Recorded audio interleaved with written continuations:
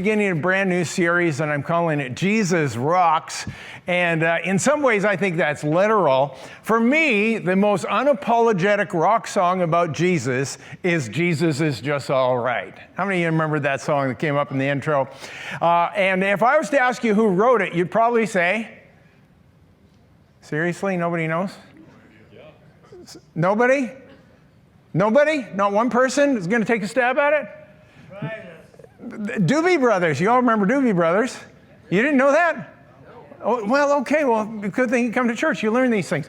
And so anyway, don't put that up yet. I got a story to tell. The Doobie Brothers didn't write it. It was written in 1966 by the Art Reynolds Gospel Choir. And it was a church choir, and they did it. And here's what you need to understand. When I say Jesus is just all right, it makes it sound like, well, Jesus is just all right. Like he's just okay. But in the 60s, that's not what all right meant.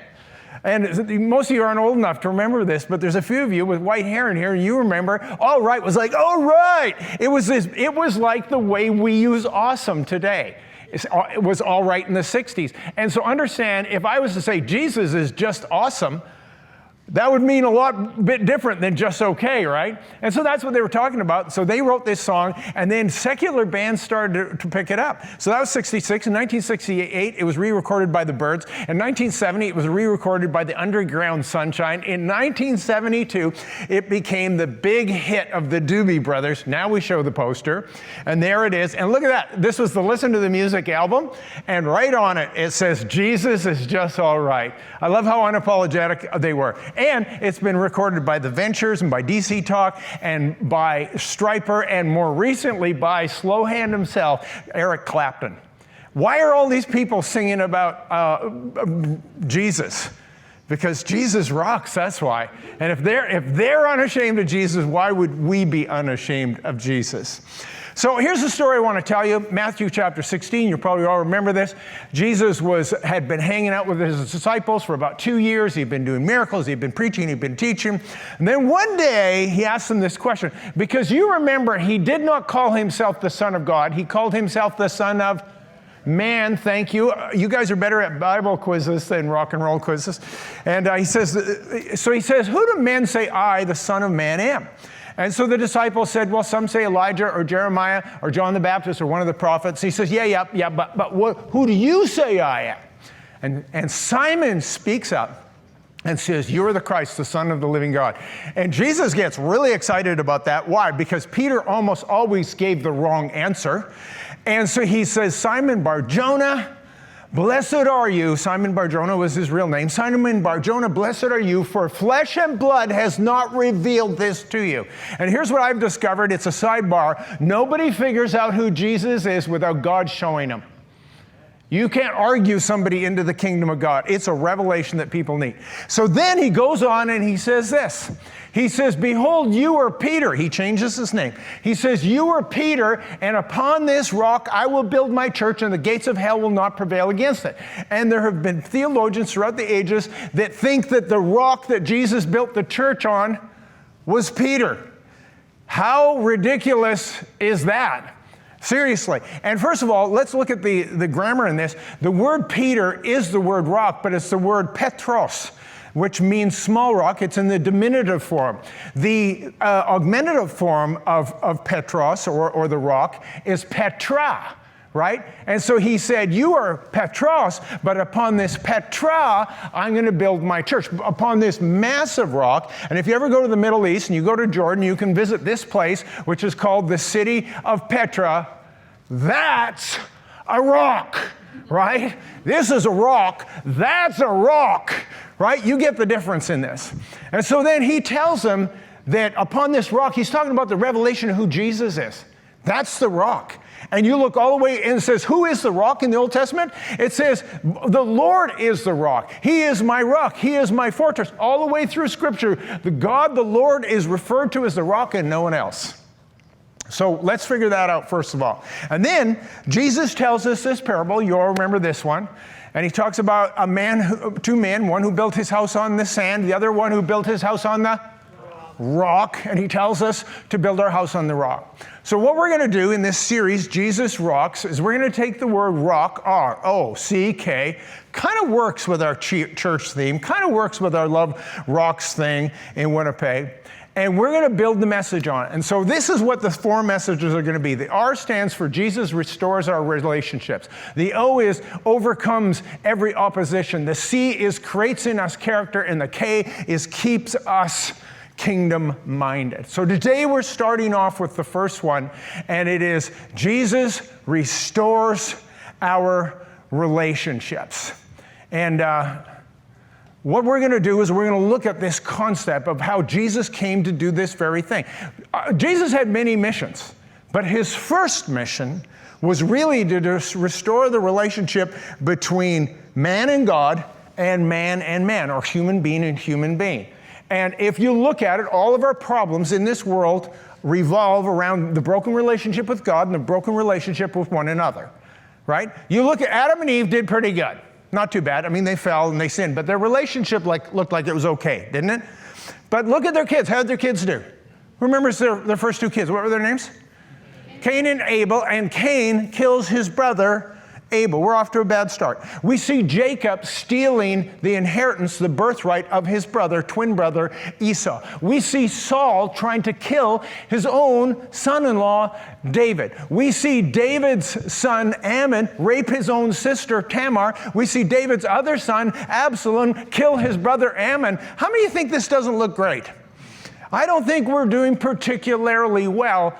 And so what Jesus did was he came to restore our relationships, because when we have a broken relationship with God, we have a broken relationship with others. And all you have to do is open your eyes and look around, and there's evil people with evil intents everywhere, and some really seriously bad, destructive, and violent relationships.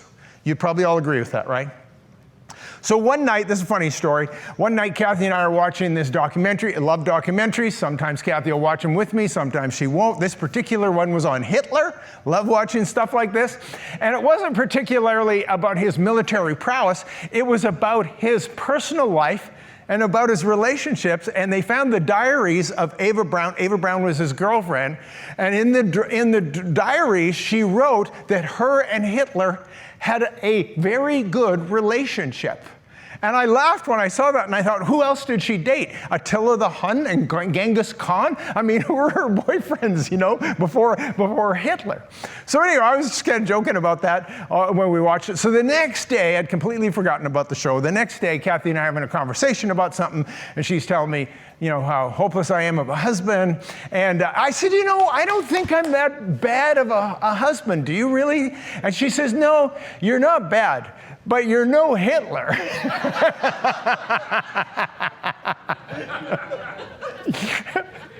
So I got that going for me.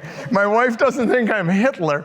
All right, so we're in our text. It's in Ephesians chapter 2, verse 13, and it says this. You're going to have to listen a little careful because it's awkwardly worded. But now in Christ Jesus, you who were once afar off have been brought near by the blood of Christ. So far, so good. He himself is our peace, who has made us both one and has broken down the middle wall of separation, having abolished in his flesh the enmity. That is, the law of commandments contained in the ordinances, so as to create in himself a new man from the two, thus making peace, and he might reconcile them both to God in one body through the cross, thereby putting to death the enmity. How many of you, about halfway through that, he lost you? I mean, that is one awkward passage. We got the first part, that we were far off from God and he made it close. And then he starts talking about these two and this middle wall and all this stuff. Let me tell you what this is talking about. It's talking about the Jews and the Gentiles and how they had this horrible, terrible, violent, warring relationship one with another. And he said, basically, I'm going to sum it up, paraphrase it. If he restored your relationship with God, then he has broken down the middle wall and he has restored your relationship with others and you have become one. That is the core message of what we see in the gospel. That was Jesus' mission when he came to earth. He came here to reconcile man to man and man to God. And God won first. And when we look around our world, I don't know if you agree with this or not, but I think all of our problems, for the most part, are relational problems. I think what's really wrong, what's really broken, we have broken people because we have broken relationships with God, broken relationships with one another, and the way we treat one another in the world, in humanity, is absolutely reprehensible. You know, this war in Ukraine that we watched live on television, we've got Russia, they've invaded Ukraine, and you may or may not know this, but 50% of the people, over 50% actually, who live in the Ukrainian cities are actually Russians. So they're actually killing their own ethnic people, and the Ukrainians are their ethnic cousins. And we look at, you can't turn on the television without seeing about some mass murder across the line in the US. Some kid going in and killing a bunch of innocent school children. And how many of you are like me and you go, what is wrong with us? What is wrong with this world? What is wrong with humanity? How many of you think that? How many of you are just dumbfounded every time you see it? And do you know that the US, as violent as we think it is not even close to the most violent country in the world? Do you know that it's actually number 33 most violent countries in the world? Here's the list. You want to see the list? Here's the top few here. El Salvador is the most violent. That's the murder rate, homicide rate per 100,000. Canada's way at the bottom. Iceland is 0. People don't kill each other in Iceland. So Canada's pretty good. Iceland's even better. But there's something wrong, something really broken with our world. So here's what I want to do today. I want to talk, I'm going to give you 4 points. Let me throw them up here. And here's the 4 points of what we need. How's Jesus going to restore our relationships? Here they are. Meaningful relationship is built on intimacy. Number 2, good relationships can resolve conflict. Number 3, stable relationships rise above sensitivity. And number 4, enduring relationships require forgiveness. And what we're going to see in this message today is that through this methodology, God can restore almost any relationship. And the first thing begins with this, is that relationship requires intimacy. You know, we always think that the basic needs of humanity are food, water, air, shelter, etc. And that's true. You can't live without those things. But do you know you also can't live without intimacy? That we literally need to be intimate with other human beings or we will not survive. And they know this from a fact, and I've told you this before, in Romania in the 90s, when the Iron Curtain came down, they went into Romania and there was these huge institutional orphanages of babies. And the death rate of these babies that had food, water, shelter, and air, everything, basic needs, the death rate was 40%. Mortality rate of these children in these cribs because they didn't have human contact. And we are hardwired. Science is now telling us that we are now hardwired for intimacy. And I'll tell you what they call it. They call it mirror neurons. And mirror neurons are this neurological, it's actually physiological, actually exists within us where we connect with one another. Now here's the picture, the diagram. This is, if you were to look it up online, this is what you're going to see. Somehow, we are hardwired to actually connect across space as we look at one another face to face. And the neurons in your brain fire at the same time as the neurons in the other brain. So they actually mirror them. They're called mirror neurons. We know this. Those of us who grew up in the 60s already knew this because we saw Dr. Spock do it with the Vulcan mind melt, right? Show the picture of that. Dr. McCoy doesn't look like he's enjoying that. And Mr. Spock is like sucking the brain waves out of him. And here's how they discovered the mirror neurons, just so you understand this, because it's kind of interesting. They found out that in animals, but mostly in humans, I'll give you an example. If I had a bottle of water up here, and I got thirsty, and I opened the bottle, and I drank the bottle of water, and you were thirsty, and you're watching me do that, my brain is firing neurologically that I'm drinking water. Do you know that if you were watching me do that, and you were thirsty, your brain would fire with the exact same pattern? In these your neurons would mirror mine. Are you following me on this so far? Well, if you're not getting it, go watch season 9 of Seinfeld. I'm going through all 9 seasons on Netflix. It's so fun. There's so many good life lessons in it. And there's this one where Cosmo Kramer, he decides he's going to start smearing his body with butter. How many of you know this episode? And he just feels like it makes his body feel so much better. And so then he goes up on the roof and he suntans, he falls asleep. And because he's smeared in butter, he roasts and he starts smelling like roast turkey. And of course, you know Newman, the character, the mailman that lives upstairs, and he has this thing about food. And so every time he sees Kramer with his turkey roasted skin, he imagines him as a turkey. And this is the scene from and he turns to him and says, "Hi, buddy." And it's so stinking funny. And that's how they originally discovered how these mirror neurons work, right? And see, you can learn a lot from Seinfeld. And so on a relationship basis, so let's talk about how that works. See, you're all looking at me face to face, and there'll be times through this message where your neurons will fire. I'm going to pick on Jane. That took like half a second. I smiled at her, and immediately she smiled. See, that's a mirror neuron that gets her to smile. She is mirroring me. I'm happy. So she's now happy. She can't stand it. She's so happy. And you see people at the airport. Have you seen them? I love watching them. They're coming down that escalator at the Winnipeg airport. And the person, there's more women that do it than guys. And they're like, ah! And the other person starts going, ah!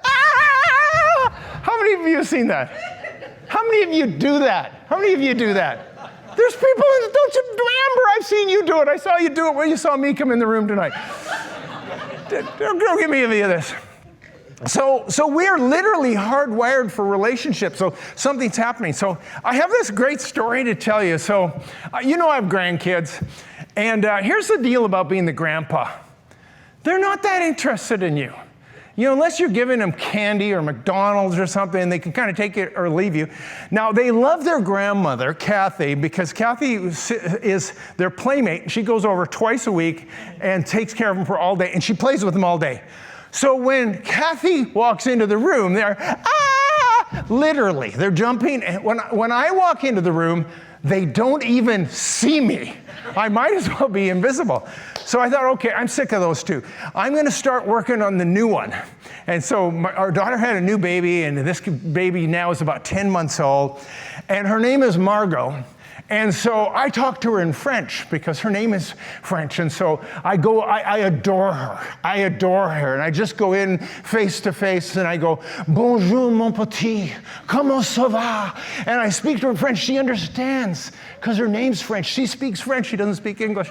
And so I go in on her like this.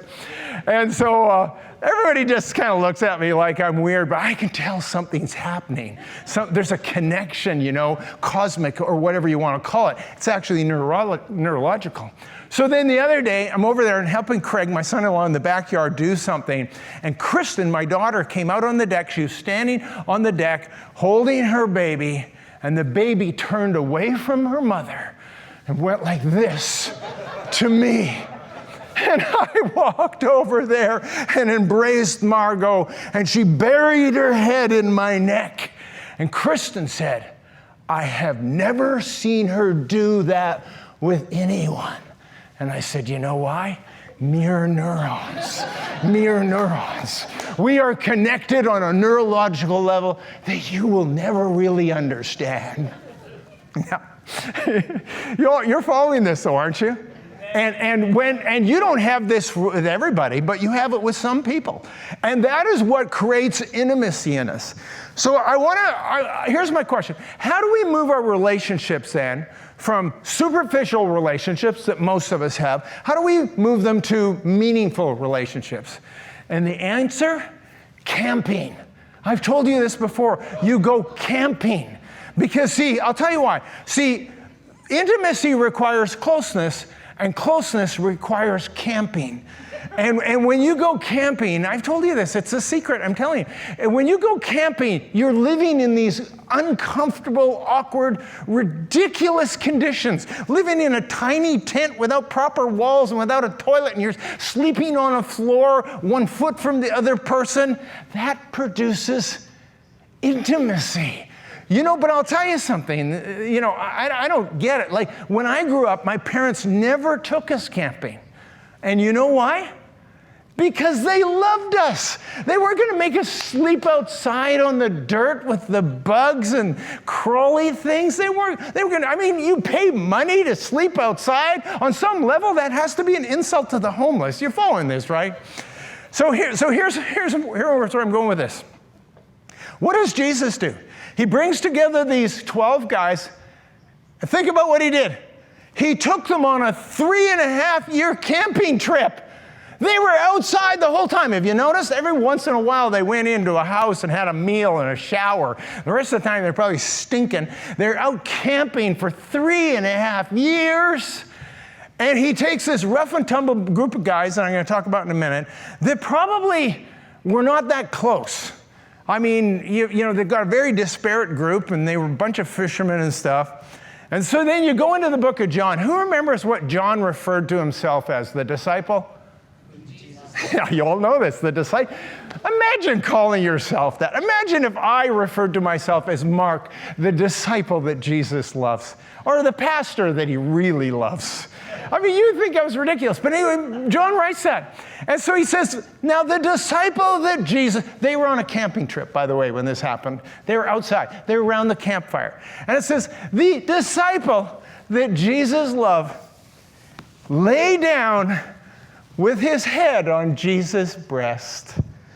I'm reading that story. It makes me super uncomfortable. I was thinking, these guys at the beginning of the story were a bunch of rough and tumble fishermen, right? He probably still stunk. You know what they say, old fishermen never die, they just smell like it. This was the same guy that wanted called down fire from heaven on the Samaritans. This was the guy that was arguing about who was going to sit in the right hand and the left hand. And now he's the disciple of love, lying with his head on Jesus' breast. I'm thinking, what did he do to these guys? Mere neurons. That's what happened. And what he did was he built relationship and intimacy in these guys, and they weren't ashamed of it. Right? There's nothing weird about this. There's nothing, homosexual about this picture, like some modern commentators say. What John was doing was revealing what was actually humanly possible between people. To have these platonic, loving, meaningful, vulnerable, transparent relationships, one with another. That's what's going on. That's what's going on in this picture. So I want to tell you a story, kind of embarrassing, but you'll love it. So I don't know how many of you are familiar with the East Indian culture, but particularly in India, but I see it over here as well. It's very, very common for men to be highly affectionate one to another. And if you go to India, the men are walking down the street holding hands, and sometimes 3 or 4 of them abreast. Even in Winnipeg, you can see them sitting on a bus bench, like literally on top of each other, practically sitting there, and there's nothing weird about it at all. Now, when I was in India it was a long time ago, but you would never see a man and a woman walking down the street holding hands, because back then that was inappropriate. But the men, you would see it all the time. So I'm there for 3 weeks, and I've been assigned a translator. His name was Joel. He was really a swell young guy, about 20 years old, 21 years old. And he was my translator, and I went everywhere with him. I went on a camping trip with him in India. And we traveled together in these cars, and we went off to these far-flung places and lived in all these weird places. And so me and Joel spent 3 weeks together, and he was a great translator. I became, pretty good friends with him during that period of time. So you know where this is going. So we're walking down the street one day. We're walking down the street, and he reaches out and he takes my hand. And he's grabbing my hand, and I went, Uh-oh. And so I pulled it away and pretended I had to scratch my nose. That's what I did the first time. And so then 10 minutes later, he takes my hand again. And this time I took it away and I was telling some story with my hand. The third time he took my hand, I stopped and said, "Okay, Joel, enough already. I know this is normal where you come from, but I don't care where I am, I have a reputation to uphold. I am not going to be holding your hand. Do you understand? I like you, we're friends. I will not be holding your hand." Such a weird thing to do. Even when I think about it now, looking back, would I have done anything different? No, I'm not holding this kid's hand, no matter what, no how, no way. You know, it's an interesting story about intimacy because if you know anything about football, how many are NFL fans? So you'll probably remember that in the 60s, the number one team in the 60s in the NFL was the Green Bay Packers. When I grew up, the Packers won every single year. And their coach was legendary coach Vince Lombardi. And he took this team that had a 25% win rate and brought them all the way up to 75%. They're winning every national championship. They didn't have the Super Bowl in those days. And so he always got asked the same question. They said, "What have you done? What do you know that we don't know that you've taken this team?" And this is what he always said. He said, "There's lots of teams with good discipline and hard work. And there's lots of time with people with teams with those skills. But there's a third element that they're missing." And he says, and the third element is love. And he says, the guys have to love one another. They got to care more about the other guy on the field than themselves. And if men will love each other on the field, they will win games together. And see, that's exactly what Jesus did. He took these men on a journey into this discovery of what it could be to have an intimate relationship. And so I'm speaking to you today because I look around the world today and there's so many people that don't know how to get past the superficial. We have all kinds of acquaintances and all kinds of people we know by name or by face. You don't have to, nor do you want to be close with everybody.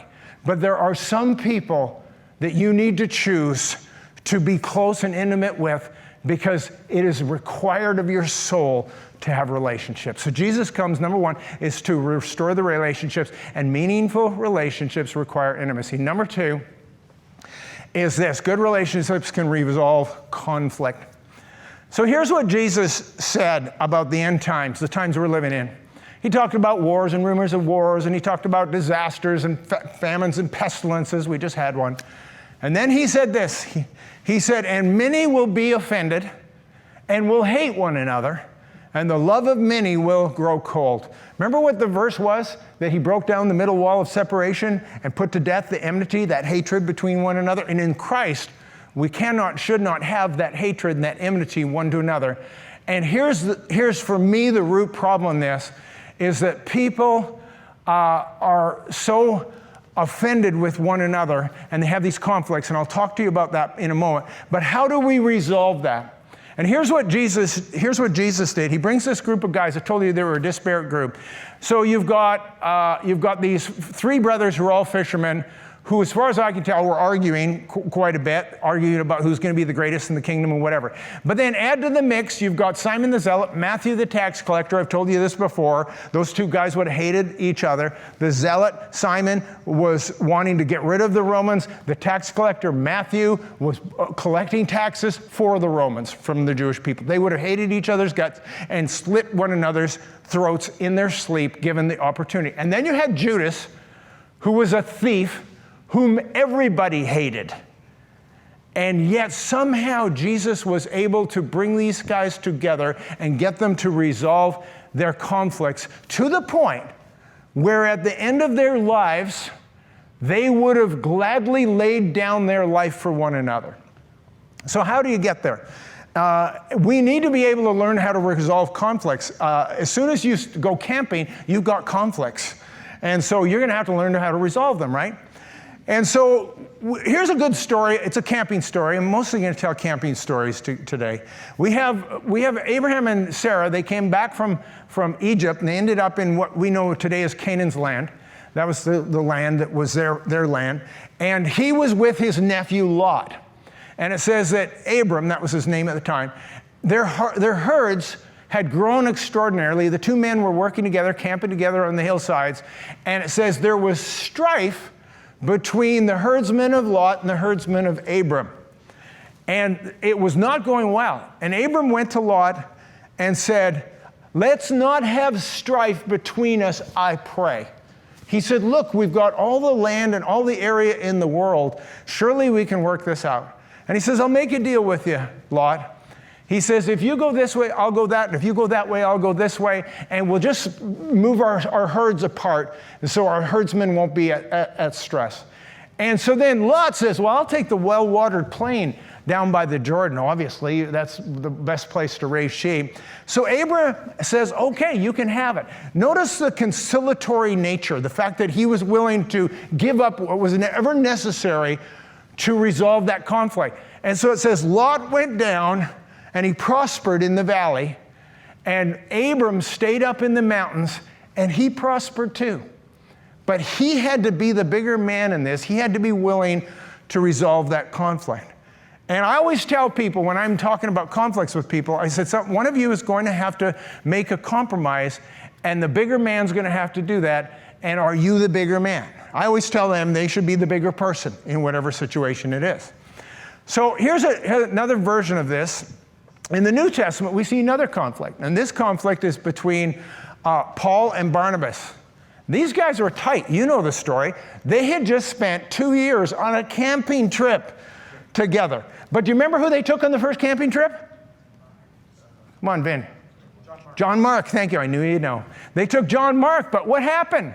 John Mark didn't like camping, and he got sick of it, and he was a mama's boy, and he went running back to his mama in the middle of the camping trip, and he was gone. And so then when they went on their second camping trip, Paul used to call these missionary journeys. He didn't call them camping trips, but I know what they really were. And so on the second camping trip, Barnabas wants to bring John Mark. Now, John Mark's his cousin. If you go do the research on it, it's his kin, it's his cousin. So he wants to bring John Mark. Paul says, no, wait, you're not bringing that mama boy. He's a loser, and he's staying at home. I'm not taking with him. And it says it was no small contention. And they could not agree on this. And they ended up splitting as a result of it. Now, here's my question for you. Who was right and who was wrong? Was Paul right or was Barnabas right? You know what the answer is? It doesn't matter. And see, this is the relationship killer. When you have to be right, then you have actually set up that relationship to fail. You're not going to resolve conflict if you have to be right. And that's the problem with so many of our relationships, is that people have to be right. And here's the thing, married men, I'm going to talk to you for a moment. You have a choice to make. You can either be happy or right, but not both. You can think about that. If a man goes into the forest and he says something and there's no woman there to hear him, is he still wrong? And again, the answer is yes to that. And what we need to understand about this is it doesn't matter who's right or wrong. And if you're going to resolve conflicts, you're going to have to be willing to give up the right and being right. Because there's no virtue in being right. And I'm going to tell you a story. It's not funny, and it's not meant to be funny. On Pembina Highway here, there was a kid a few years ago. He came out of the school, went to the crosswalk, pushed the light. The lights flashed like this yellow. He stepped out onto the street. Was he right? Was he right? Was he in the right? He was in the right. But there was a car in the wrong that hit him and killed him. And so there was no virtue in him being right. There's no value in it. We've got to get past this where we can't expect that we're going to do well in life if we have to be right. And that's, I think the big struggle that we have is that we have this ridiculous need to be right all the time. And so we had COVID, and it was this great opportunity for us to either destroy or restore relationships. And we saw everybody mad at everybody for everything. Did you notice that? And I'd made this decision because I realized I was stuck in the middle. I had people, even in my own family, had people on both sides of that whole COVID mask vaccine thing. In the church, people on both sides. And I made this decision that I was not going to lose any relationships as a result of it. And you know what I had to do? I had to, in several situations, I had to be able and willing to say to people, well, you know what? Maybe you're right. Do you have any idea how hard that is for me to say that? Because everybody knows I'm always right. They're not right. And I had to say, well, maybe you're right. And I had to give it up to them so many times. And I thought, what's more important, being right or this relationship? And I'll tell you the answer. The relationship's more important than being right. So I would say to them, you know what? Maybe you're right. And you heard me talking about this. And I said, you know, in the middle of this thing, when we're fighting about masks and everything, I said, in 6 months from now, we're going to look back at this and we're going to say, remember we were fighting about masks? Well, that was weird. Nobody's going to care about masks anymore. We're not going to be talking about them anymore. Do you notice? You notice something today? We're not talking about masks. Nobody talks about masks anymore. Have you noticed that? You know what the moral of this story was? I was right. That's the moral of this story. I'm really running out of time here, so I'm going to have to crash land this message. And so first of all, meaningful relationships require intimacy. The second thing, you can put that up so I can remember my points. There you go. Good relationships can resolve conflict. And the third one is this, is that stable relationships rise above sensitivity. So I told you just a moment ago, Jesus said that many will be offended with one another. And if being right is a relationship killer, I'll tell you what the other one is. This whole sensitivity thing. We're just way too sensitive. Like, I am so tired of how sensitive people are, and everybody's offended about everything, and you can't say anything to anybody because they take offense. We live in this hypersensitive world. I'll tell you, your feelings are real. They're valid, but you know what? This reacting to everything and being offended by everything, you have the ability to not react to your feelings. And yes, the feelings, if somebody hurts your feelings, that's real, that's valid. But then don't make a case about it. Don't carry this thing. Don't allow this thing to become a wedge. And what's happened is we can't have real relationships with one another because everyone is walking around so sensitive, you're afraid to say anything to anybody because you know they're going to react. How many of you follow me? You cannot have relationships this way. And so you have Saul and his son-in-law David. And he's so mad at David, his son-in-law, married to his daughter, that he wants to kill him. Does anybody know the story behind why he wanted to kill his son-in-law? I heard. That's exactly the moment. Thank you. So that's the moment. Did you hear that? They went out into battle. They came back, and the women started singing, Saul has killed his thousands, and David has killed his 10,000s. And Saul was so offended, it says, from that moment, he hated David, his son-in-law, and he wanted to kill him. From that moment, he reacted in his sensitivity. He was offended. He was jealous. What a baby. That's all I have to say about this guy. And see, a lot of times when things happen and we're overly sensitive, we take offense to it, and maybe that wasn't the intent. I'm almost done this message. Quit looking at your watches. And I really am. But I got to tell you this story because you're going to love it. So one Sunday morning, I'm preaching. There's a woman sitting right over where you are, Yolanda. She's sitting right there. And I'm preaching away, and I'm doing a good job because you know what? I always do a good job. And I look over, and I was saying, I made a point, a particularly good one, I might add. And I look over there, and she goes, I'm thinking, what? Are you serious? So I thought, all right. So then I'm preaching over here a bit, and I made another really good point, and I look back at her, and she goes, she's smiling and shaking her head, and I think, what is her problem? So I thought, I'm going to ramp this up. I'll kick it up a notch. And so I'm preaching my guts out, and I'm going for it, and I think, she's got to love this. I look over, and she's shaking her head even more vigorously than she was before. And I'm typically not sensitive about and insecure about my messages. I know they're great, right? But that particular day, this woman really got my goat. And every time I looked over, the more I preached and the more I wound it up, the more she shook her head like this. And then I thought, by the time I'm done here, I'm marching over there and I'm giving her a piece of my mind. What was your problem, lady? What was it you didn't like about that message? So I finished preaching, did the altar call, and walked down there ready to take her on. She stood up, and she stuck out her hands like this, shaking her head back and forth like this, and said, that was an absolute fabulous message. I felt you were preaching right to me.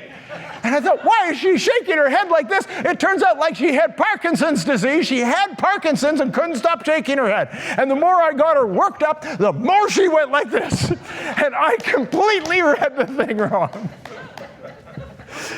You cannot judge something just because you took it and inferred it a certain way is not really what is at stake. Last and final thing. I can end this message, I really can. Is that enduring relationships require forgiveness.